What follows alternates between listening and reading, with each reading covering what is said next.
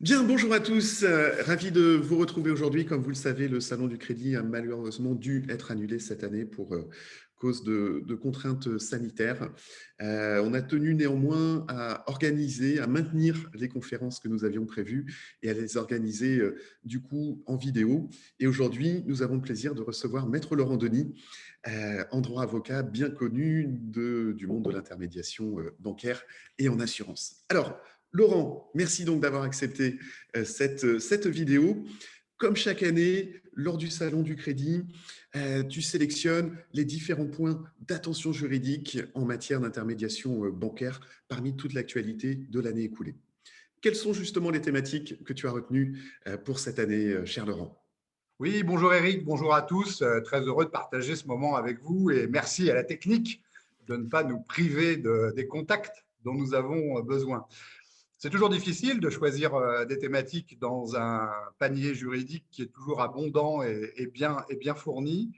Cette année, et donc un peu subjectif aussi, il faut reconnaître, cette année, trois sujets. Nous allons partager trois sujets dans trois entretiens distincts que chacun peut choisir très librement.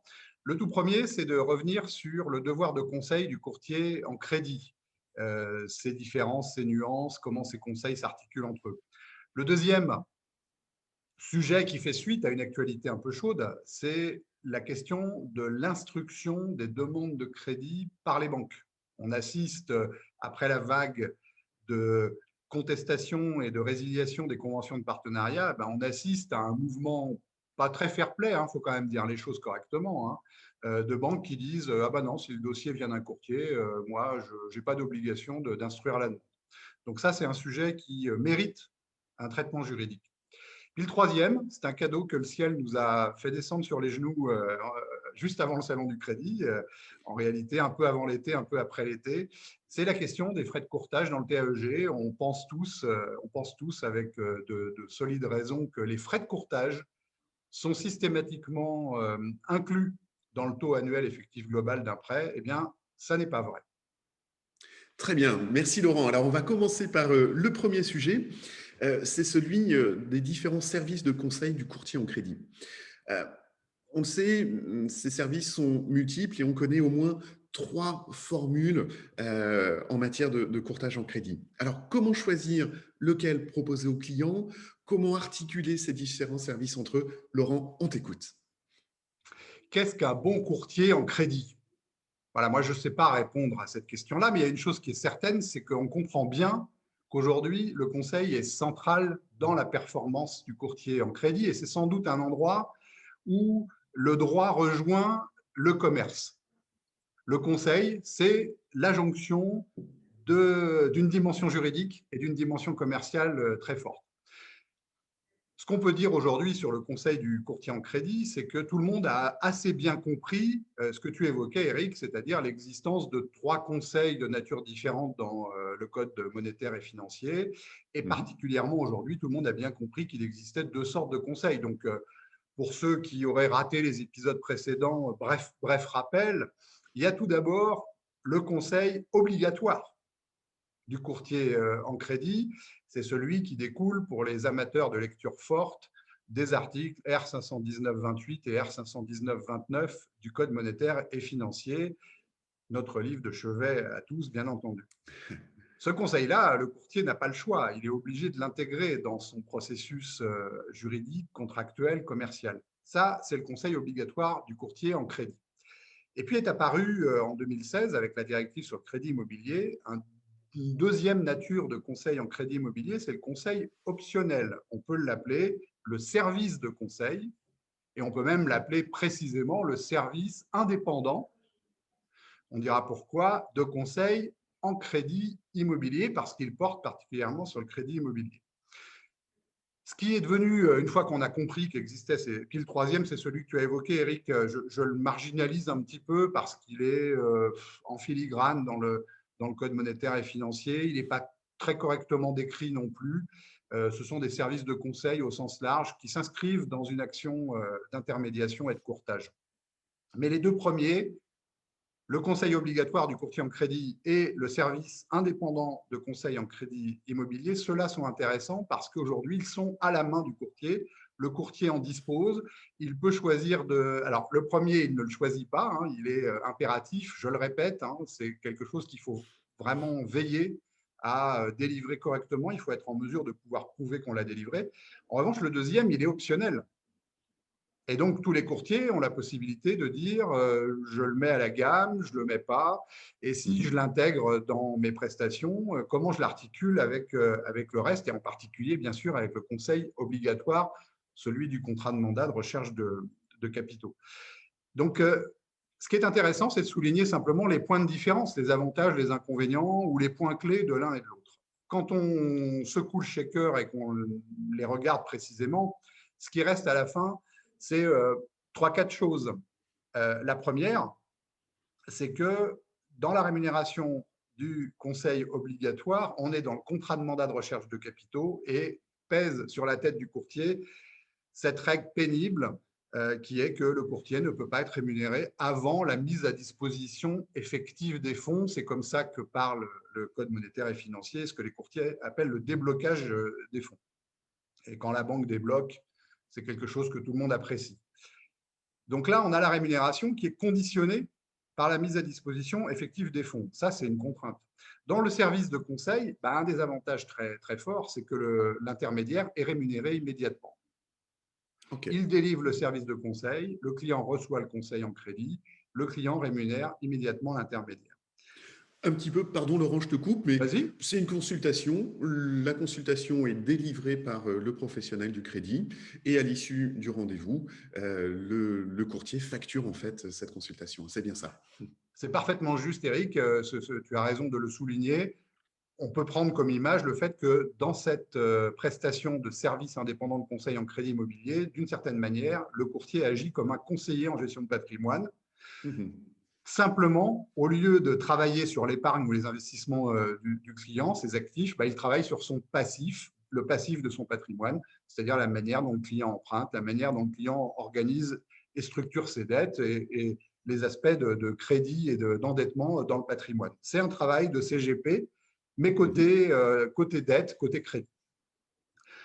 Ça, c'est donc la première différence. La différence de la rémunération, elle est assez importante.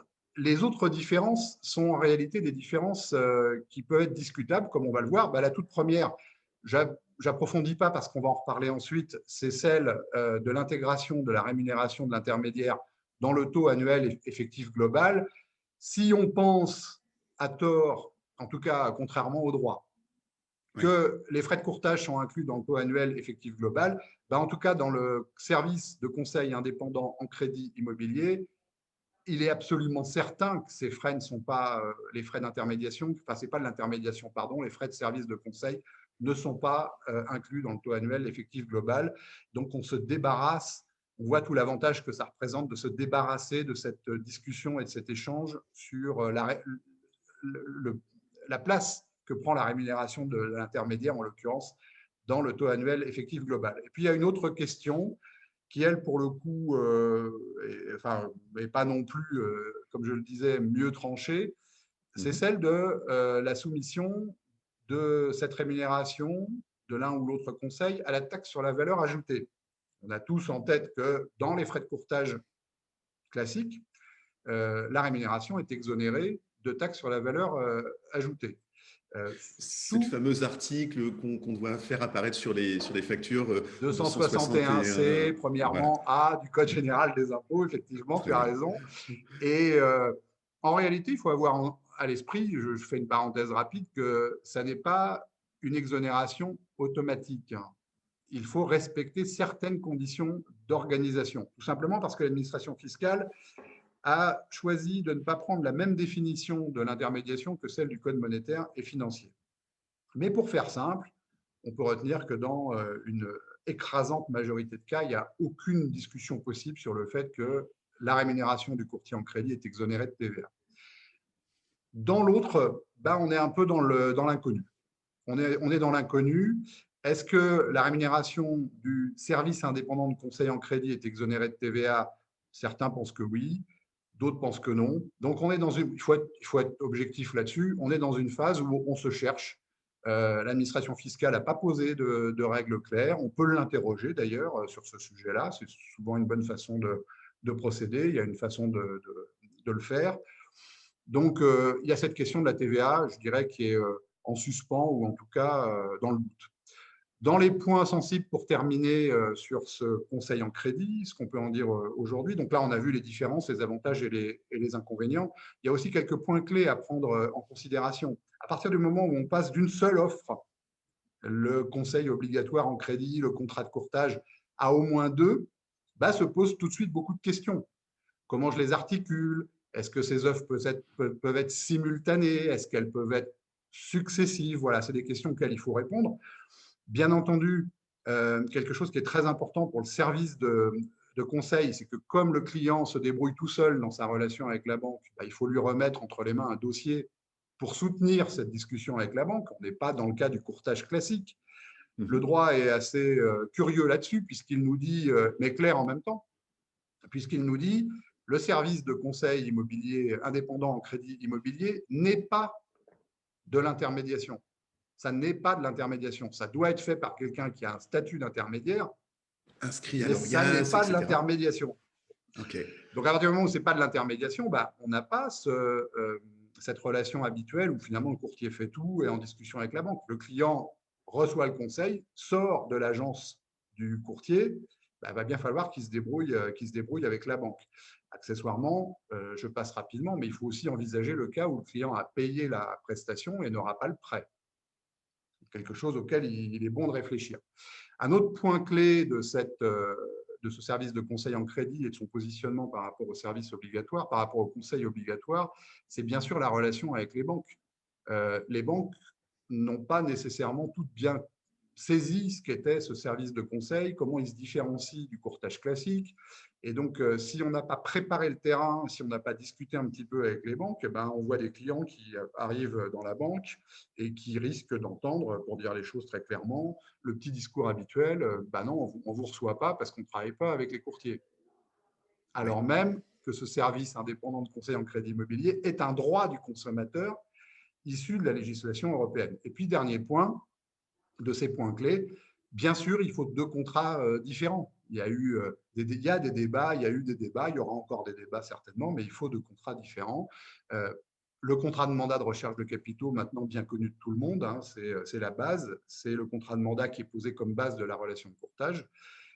Dans la mesure où le service indépendant de conseil en crédit immobilier n'est pas de l'intermédiation, mais une prestation de conseil, c'est un contrat de service, un contrat de conseil qui est indépendant, qui ne repose pas sur les mêmes articles, et le conseil n'a pas exactement le même profil que celui qu'il a dans le conseil obligatoire.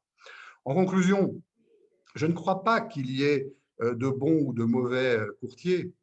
Quand on a le goût de la chose bien faite, du beau geste, on ne trouve pas toujours l'interlocuteur qui vous aide à avancer. Et c'est ce goût du conseil qui peut permettre d'entreprendre et pourquoi pas de se mettre au service de la communauté des consommateurs. Très bien. Merci beaucoup, Laurent, pour toutes ces précisions et surtout cette articulation à avoir en tête, hein, sur les différentes formes de conseils et de courtage.